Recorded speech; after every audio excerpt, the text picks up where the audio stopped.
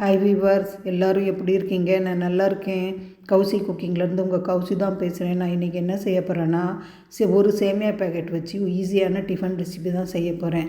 இதுக்கு ஒரு சேமியா பேக்கெட், அணில் சேமியா பேக்கெட் எடுத்திருக்கேன். ஒரு வெங்காயம் பொடியாக கட் பண்ணி வச்சுருக்கேன். வெஜிடபிள் கொஞ்சமாக எடுத்துக்க போகிறேன். இப்போ வாங்க செய்கிறது பார்க்கலாம். அடுப்பு பற்ற வச்சுட்டு பாத்திரம் வச்சுட்டேன்.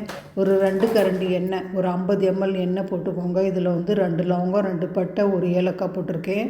இது கொஞ்சம் வெடிக்கட்டும். நம்ம கட் பண்ணி வச்சுருக்கிற வெங்காயத்தை போட்டு வதக்கிக்கலாம். வெங்காயம் நல்லா வறுபடட்டும். நல்லா கலந்து விடுங்க. நான் கேரட்டு, பீன்ஸு, பட்டாணி, உருளைக்கிழங்கு எடுத்திருக்கேன். உங்கள்கிட்ட என்ன காய்கறி இருக்கோ அதை எடுத்துக்கோங்க. பாருங்கள், வெங்காயம் நல்லா வறுபட்டுடுச்சு. ரொம்ப கோல்டன் கலராக வறுபட தேவையில்லை. இவ்வளோ வதங்கினா போதும். இப்போ ஒரு பெரிய சைஸ் தக்காளி பொடியாக கட் பண்ணி போட்டேன். நீங்கள் கிட்ட சின்ன தக்காளியாக இருந்தால் 2 போட்டுக்கோங்க. 2 பச்சை மிளகா கீரி போட்டுக்கோங்க. ஒரு கேரட் எடுத்திருக்கேன். பாருங்கள், நான் காமிச்சேன் இல்லையா, அந்த சைஸு. கேரட்டை பொடியாக நறுக்கி வச்சுக்கிறேன். இது நல்லா வதங்கட்டும் இந்த தக்காளி. இப்போ நம்ம கேரட் கட் பண்ணி போட்டுக்கலாம். பாருங்கள், நான் கொஞ்சம் பீஸாக கட் பண்ணி போட்டிருக்கேன். இன்னும் மெலிசாக வேணால் கூட நீங்கள் போட்டுக்கோங்க. அப்படி இல்லைன்னா துருவி கூட நீங்கள் போட்டுக்கலாம். கொஞ்சமாக பீன்ஸ் எடுத்திருக்கேன். ஒரு 5-6 பீன்ஸ் எடுத்திருக்கேன். அதையும் நான் பொடியாக கட் பண்ணி போட்டுக்கிறேன். உங்கள்கிட்ட கேரட்டு, பீன்ஸு இல்லை வேறு எந்த காய்கறி இருந்தாலும் முட்டைகோஸ் கூட நீங்கள் போடலாம். ரொம்ப சூப்பராக இருக்கும். பாருங்கள், இதையும் நான் கட் பண்ணி போட்டுக்கிட்டேன். இதையும் நல்லா வதக்கிக்கோங்க. ஃப்ளேம் கொஞ்சம் மீடியமில் இருக்கட்டும். ஒரு மீடியம் சைஸ் சின்ன சைஸ் உருளைக்கிழங்கு 1 எடுத்திருக்கேன். நான் ஒரு பேக்கெட் சேமியா எடுத்திருக்கேன் இல்லையா, அந்த அளவுக்கு இது எல்லாமே நான் கரெக்டாக வரும். அந்த அளவுக்கு நான் எடுத்துக்கிறேன். பாருங்கள், உருளைக்கிழங்கும் கொஞ்சமாக பொடியாக கட் பண்ணி போட்டுக்கிறேன். இந்த எண்ணெயிலே நல்லா வதங்கட்டும் இந்த எல்லா காய்கறியும்.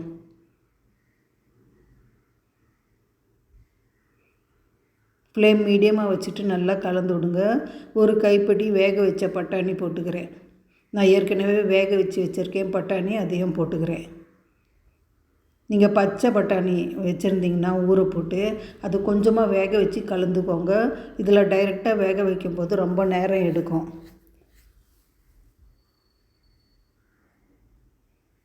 பாருங்கள், இப்போ நான் இஞ்சி பூண்டு பேஸ்ட்டு 1.5 ஸ்பூன் அளவுக்கு போட்டுக்கிறேன். சின்ன ஸ்பூனில் தான் போடுறேன். 1.5 ஸ்பூன் அளவுக்கு நல்லா கலந்து விடுங்க. இதுக்கு மசாலா மிளகாத்தூள் 1 ஸ்பூன், சின்ன ஸ்பூனில் தான் நான் எடுத்திருக்கேன் மிளகாத்தூள். உங்கள் காரத்துக்கு நீங்கள் போட்டுக்கோங்க. மல்லித்தூள் 1 ஸ்பூன், மிளகாத்தூள் 1 ஸ்பூன். நல்லா கலந்து விட்டுக்கோங்க. இதையும் கொஞ்சமாக மஞ்சத்தூள் போட்டுக்கிறேன், ஒரு 1/4 ஸ்பூன் அளவுக்கு. கரம் மசாலா நான் 1 ஸ்பூன் அளவு போட்டுக்கிறேன். நான் வேறு எந்த மசாலாவும் ஆட் பண்ணலை, அவ்வளோதான் மசாலா. நல்லா கலந்து விட்டு இந்த காய்கறி கொஞ்சமாக மீடியம் ஃப்ளேம்லேயே நல்லா வேக வச்சுக்கோங்க. பாருங்கள், நல்லா கலந்து விடுங்க.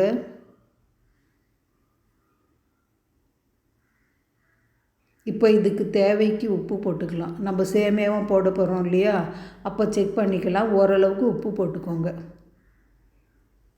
நல்லா கலந்து விட்டுக்கோங்க. பாருங்கள், இந்த காய்கறிகளெல்லாம் கொஞ்சமாக இந்த தக்காளி எல்லாம் கொஞ்சம் மசிஞ்சு வரணும். அது வரைக்கும் கொஞ்சம் நல்லா கலந்து விட்டு வேக வச்சுக்கோங்க. இப்போ நான் கொஞ்சமாக இந்த காய்கறி வேகிறதுக்காக கொஞ்சமாக தண்ணி போட்டுக்கிறேன். பாருங்கள், ஒரு 1/2 டம்ளர் அளவுக்கு நான் தண்ணி போட்டேன். அப்புறம் நீங்கள் சேமியா போடும்போது இந்த தண்ணி கணக்கு பார்த்துட்டு கரெக்டாக போட்டுக்கோங்க தண்ணி. 1 கப்பு சேமியா எடுக்கிறீங்கன்னா 1.5 கப்பு தண்ணி கரெக்டாக வரும். அந்தளவுக்கு உங்களுக்கு மெஷர்மெண்ட் தெரியலன்னா அந்தளவுக்கு அளந்துட்டு போட்டுக்கோங்க. நான் அப்ராக்சிமேட்டாக போடுறேன், கரெக்டாக வரும். பாருங்கள், இப்போ காய்கறியும் ஓரளவுக்கு வெந்துடுச்சு. இப்போ சேமியா வேகிறதுக்கு தேவையான அளவு தண்ணி போட்டுக்கலாம்.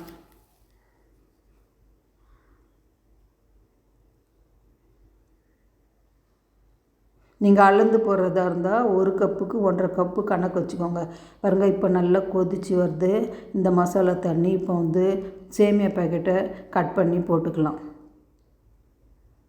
பாருங்கள், கட் பண்ண சேமியா பேக்கெட்டை ஒரு பிளேட்டில் போட்டு நான் போட்டுக்கிறேன்.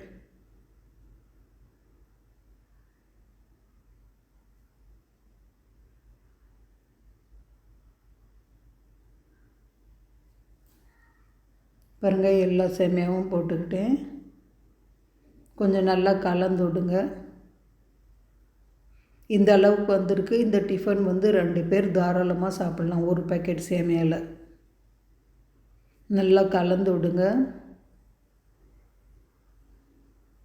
கொஞ்சம் வேகும் போது நம்ம உப்பு செக் பண்ணிக்கலாம்.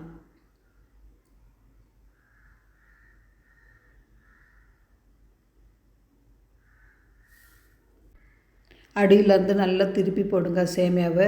பாருங்கள், இது வேக வேக நல்லா அமுந்துக்கும். மேலே அப்படியே எலும்பு மாதிரி இருக்குது இல்லையா, இது வேக வேக உள்ளே போயிடும். பாருங்கள், இந்த அளவுக்கு நல்லா கலந்து விடுங்க. இப்போ வந்து இந்த ஸ்டேஜில் நீங்கள் உப்பு சரி பார்த்துக்கோங்க.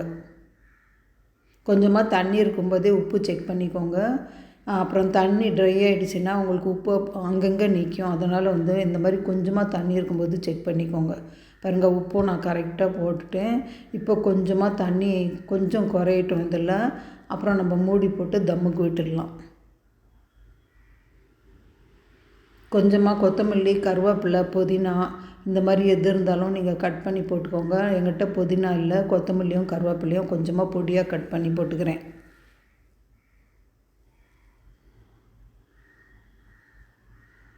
இதில் வந்து உங்களுக்கு முட்டை வேணுனாலும் போட்டுக்கலாம் உடச்சி. அப்படியே தம்முக்கு போடும்போது முட்டை உடச்சி ஊற்றி மூடி போட்டு மூடி வச்சிடலாம். இன்றைக்கி முட்டை போடாமல் தான் நான் செய்கிறேன். இது ரொம்ப சூப்பராக இருக்கும் இந்த மாதிரி டிஃபன்னு.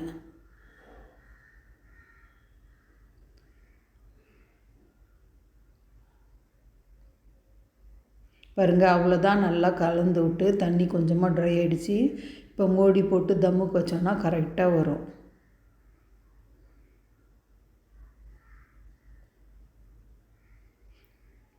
ஒரு 5 நிமிஷம் வைங்க போதும். நல்லாவே அந்த சேமியா வந்து தண்ணியெல்லாம் இழுத்துட்டு தம் ஆகிடும். பாருங்கள், அவ்வளோதான். அடுப்பு ஆஃப் பண்ணிட்டேன். சூப்பராக இருக்குது பாருங்கள். இது சூடாக இருக்குது. ஆறுனா இன்னும் கொஞ்சம் உதிரியாக வந்துடும். பாருங்கள், இந்த மாதிரி சூப்பரான சேமியா, ஈஸியான டிஃபன் இது.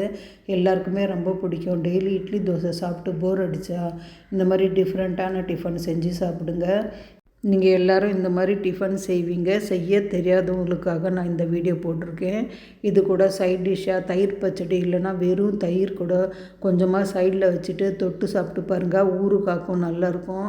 இந்த மாதிரி நீங்களும் செஞ்சு பாருங்கள். என் சமையல் உங்களுக்கு பிடிச்சிருந்தனா கௌசி குக்கிங் சேனலுக்கு லைக் பண்ணுங்கள், கமெண்ட் பண்ணுங்கள், ஷேர் பண்ணுங்கள், சப்ஸ்கிரைப் பண்ண மறந்துடாதீங்க. அடுத்த சமையலில் பார்க்கலாம். ஓகே, பாய்.